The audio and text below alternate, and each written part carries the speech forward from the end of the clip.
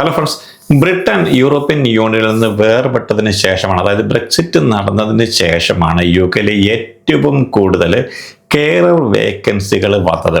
ഇപ്പോഴത്തെ ഒരു കണക്കുകൾ പ്രകാരം ഇംഗ്ലണ്ടിൽ ജോലി ചെയ്യുന്ന കെയർ വർക്കർമാരിൽ 1/3 ആൾക്കാരും വിദേശികളാണ്. അതായത് UK മൈഗ്രേഷൻ ചെയ്ത് വന്നിട്ടുള്ള ആൾക്കാരാണ് ഈ ഒരു കെയർ മേഖലകൾ, അതായത് നേഴ്സിംഗ് ഹോമുകളിലും ഡൊമസ്റ്റിക് കെയറിലും ഒക്കെ വർക്ക് ചെയ്തത്. നമുക്കറിയാം, ഇങ്ങനെ വന്നിട്ടുള്ള ധാരാളം ആൾക്കാർ പല കമ്പനികളുടെ ചൂഷണത്തിന് വിധേയരായിട്ട് ഇവിടെ വന്നതിന് ശേഷം അവരുടെ വർക്ക് പെർമിറ്റുകൾ നഷ്ടപ്പെട്ടിട്ടുണ്ട്. നമ്മൾ കഴിഞ്ഞ ആഴ്ച കണ്ടതാണ്, ഒരു പാകിസ്ഥാനിയുടെ കമ്പനിയുടെ അണ്ടറിൽ വന്ന 100ഓളം ഇതേപോലെയുള്ള കെയർ വർക്കേഴ്സ്, അതിൽ മലയാളികൾ ഉള്ളവരുണ്ടായിരുന്നു. അവരുടെ വർക്ക് പെർമിറ്റ് നഷ്ടപ്പെടുന്ന ഒരു കാഴ്ച നമ്മൾ കാണുകയുണ്ടായി. അപ്പം ഇങ്ങനെ വരുന്ന ആൾക്കാരെ രക്ഷിക്കാനായിട്ട്, അതായത് UK കറണ്ടിലി ഇപ്പോഴ് വർക്ക് പെർമിറ്റ് നഷ്ടപ്പെട്ട് നിൽക്കുന്ന കെയർ വർക്കർമാരെയൊക്കെ രക്ഷപ്പെടുത്താനായിട്ട് ഗവൺമെൻറ് പുതിയ ഒരു പദ്ധതി കൂടി ആവിഷ്കരിച്ചു. അതിന് കഴിഞ്ഞ ദിവസം UK പാർലമെൻറ്റിൽ പല നിയമങ്ങളും ഇവിടെ കൊണ്ടുവന്നു. ഏപ്രിൽ 9 മുതൽ പുതിയൊരു നിയമം കൂടി വരാനായിട്ട് പോവുകയാണ്. ഇനിയിപ്പം UK ഒരു കെയർ വർക്കറിൻ്റെ വേക്കൻസി വരികയാണെന്നെങ്കിൽ UK ഇപ്പോഴുള്ള ആൾക്കാരെ അവർ ആദ്യമായിട്ട് റിക്രൂട്ട് ചെയ്യുക. അങ്ങനെയുള്ള ആൾക്കാരെ കിട്ടാതെ വന്നെങ്കിൽ മാത്രമേ അവർ ഇൻ്റർനാഷണൽ റിക്രൂട്ട് ചെയ്യാൻ പാടുള്ളൂ. അപ്പം അങ്ങനെ വന്നു കഴിയുമ്പോൾ ഇവിടെ വന്ന് ലൈസൻസ് നഷ്ടപ്പെട്ടിട്ടുള്ള ധാരാളം ആൾക്കാർക്ക് അവർക്ക് വീണ്ടും വർക്ക് പെർമിറ്റ് ലഭിക്കാനുള്ള സാധ്യത തെളിയാനായിട്ട് പോകുന്നു.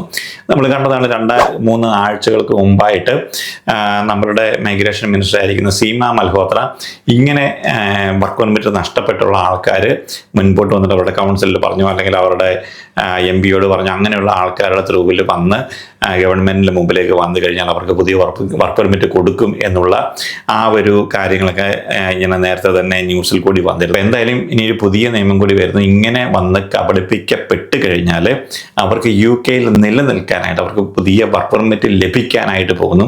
ഇപ്പോൾ UK വന്നിട്ടുള്ള ഒരു ഹെൽത്ത് കെയറിനെ സംബന്ധിച്ചിടത്തോളം, നിങ്ങളിപ്പോൾ നേഴ്സിംഗ് ഹോമിലോ അല്ലെങ്കിൽ ഓൾഡ് ഏജ് ഹോമിലോ റെസിഡൻഷ്യൽ ഹോമിലോ അല്ലെങ്കിൽ ഡൊമസ്റ്റിക് കെയറിലോ ഒക്കെ ജോലി ചെയ്യുന്ന ആൾക്കാരാണ്. നിങ്ങൾ ഏതെങ്കിലുമൊക്കെ ഇതേപോലൊക്കെ ചൂഷണത്തിന് ഏതെങ്കിലും കമ്പനികളിൽ വിധേയരായിട്ടുണ്ട് എന്നുണ്ടെങ്കിൽ, നിങ്ങൾ മുന്നോട്ട് വന്നു കഴിഞ്ഞാൽ, നിങ്ങളുടെ വർക്ക് പെർമിറ്റ് നഷ്ടപ്പെട്ട് നിൽക്കുന്ന ഒരാളാണെന്നുണ്ടെങ്കിൽ നിങ്ങൾക്ക് ഇനിയിപ്പോഴും പുതിയ വർക്ക് പെർമിറ്റ് ലഭിക്കും. നമുക്ക് ഇവിടെ വന്നിട്ട് ഒരു വർക്ക് പെർമിറ്റ് നഷ്ടപ്പെട്ട് കഴിഞ്ഞാൽ ഏകദേശം 60 ദിവസത്തിനുള്ളിൽ, അതായത് 2 മാസത്തിനുള്ളിൽ പുതിയ വർക്ക് പെർമിറ്റ് കണ്ടുപിടിക്കണമെന്നാണ് ഇവിടുത്തെ നിയമം എന്ന് പറയുന്നത്. എന്തായാലും ആ ഒരു സമയത്തിനുള്ളിൽ തന്നെ നമുക്ക് വർക്ക് പെർമിറ്റ് കണ്ടുപിടിക്കാനായിട്ട് ബുദ്ധിമുട്ടാണ്. പക്ഷേ ഗവൺമെൻറ്റിൻ്റെ ഭാഗത്ത് നിന്ന് വലിയ രീതിയിലുള്ളൊരു സഹായം ഇപ്പോഴും വന്നിരിക്കുന്നു. അപ്പോൾ ഇങ്ങനെ വന്നിട്ട് പ്രശ്നങ്ങൾ ഉണ്ടായിട്ടുള്ള നിങ്ങളെപ്പോലുള്ള ആൾക്കാർക്ക് എന്ന് പറഞ്ഞാൽ വളരെയധികം സന്തോഷം തരുന്ന കാര്യമാണ്. വർക്ക് പെർമിറ്റ് കിട്ടിയില്ല എന്നുണ്ടെങ്കിൽ നമുക്ക് നാട്ടിൽ തിരിച്ചു പോകുക എന്ന് മാത്രമേ ഉള്ളൂ. കാരണം 15-20 ലക്ഷം രൂപ മുടക്കി 2-3 മാസം കഴിയുമ്പോൾ നമ്മൾ തിരിച്ചു പോകുക എന്ന് പറഞ്ഞു കഴിഞ്ഞാൽ അത് ആത്മഹത്യപരമായിട്ടുള്ള കാര്യമാണ്.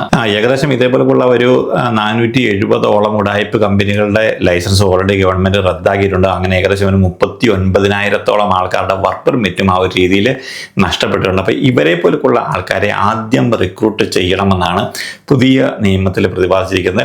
അങ്ങനെ കിട്ടാതെ വരുമ്പോൾ മാത്രമേ ഇനിയിപ്പോഴേ ഇൻ്റർനാഷണൽ റിക്രൂട്ടുകൾ നടക്കുകയുള്ളൂ. എന്തായാലും ഇതിൻ്റെ വിശദമായിട്ടുള്ള കാര്യങ്ങളൊക്കെ ഇപ്പോഴേ വെളിയിൽ വന്നിരിക്കുന്നു. ആ കാര്യങ്ങൾ നമുക്ക് നോക്കാം, എങ്ങനെയൊക്കെയുള്ള ആൾക്കാർക്കാണ് ഇനിയിപ്പോഴേ UK നല്ല രീതിയിൽ ജീവിച്ചു പോകാൻ സാധിക്കുന്നത്. UK വന്നിരിക്കുന്ന പുതിയ ഒരു നിയമപ്രകാരം കെയർ പ്രൊവൈഡർമാരെ, തൊഴിലാളികളെ, വിദ്യാർത്ഥികളെ എന്നിവർക്കുള്ള പുതിയ വിസ നിയമങ്ങൾ സർക്കാർ സ്ഥിരീകരിച്ചിരിക്കുന്നു എന്നുള്ളൊരു വാർത്തയാണ് ഇപ്പോഴും വന്നിരിക്കുന്നത്.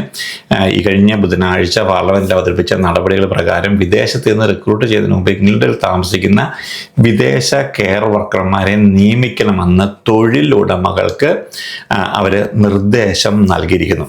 ഏപ്രിൽ 9 മുതൽ വിദേശത്ത് നിന്ന് ജീവനക്കാരെ നിയമിക്കാൻ ആഗ്രഹിക്കുന്ന കെയർ പ്രൊവൈഡർമാർ പുതിയ വിസ സ്പോൺസർഷിപ്പ് ആവശ്യമുള്ള രാജ്യത്ത് ഇതിനകമുള്ള ഒരാളെ നിയമിക്കാൻ ശ്രമിച്ചിട്ടുണ്ടെന്ന് അവർ ആദ്യം തെളിയിക്കണം. പിന്നൊരു പ്രധാനപ്പെട്ട കാര്യം എന്ന് പറഞ്ഞാൽ, ഈ ഒരു ഏപ്രിൽ മാസം മുതൽ സ്കിൽഡ് വർക്കേഴ്സിന് വേണ്ടുന്ന ഒരു സാലറി റിക്വയർമെൻറ്റ് 23,200 നിന്ന് 25,000 വർദ്ധിക്കാനായിട്ട് പോവുകയാണ്.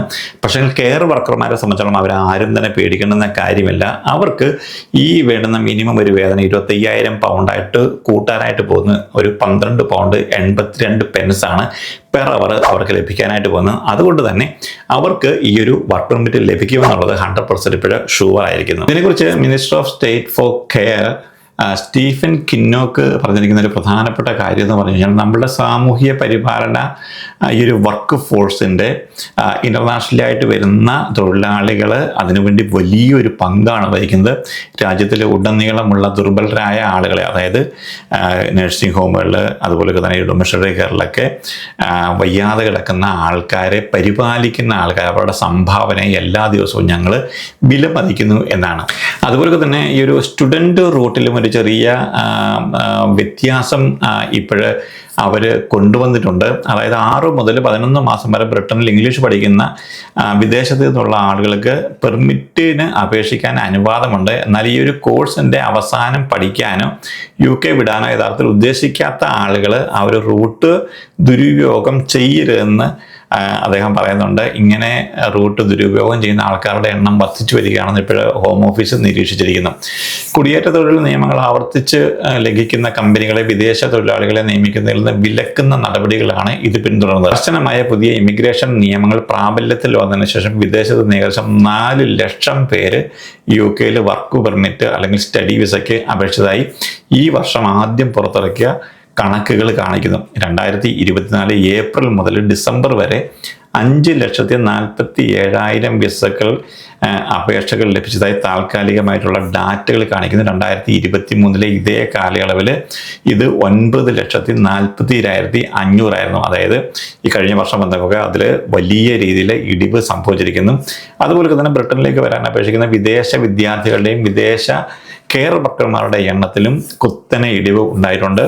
3,95,100 ആയിരുന്നു.